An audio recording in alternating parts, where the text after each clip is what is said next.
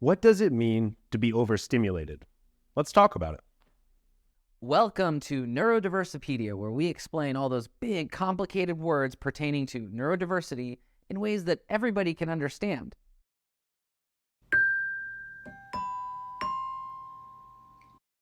Overstimulation feels a lot like a fight or flight response. Something might be too loud, something might be too bright. These bright lights and these loud noises might be too much for your child to bear.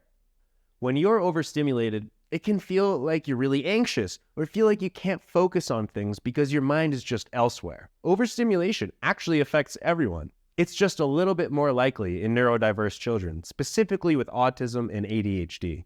There's a few different ways that you can manage a child who's overstimulated. If noise is causing the overstimulation, let's find headphones or let's back away from maybe the speaker that's too loud. If it's lights, let's find a dimmer switch and we can turn down those lights, or we can find a different environment or even put on sunglasses. It's important when you're overstimulated to step back, take a break, and find a relaxing environment that doesn't cause you anxiety and it allows you to focus on what you need to get your tasks done. Did that help you understand the term? If yes, give us a thumbs up or subscribe below.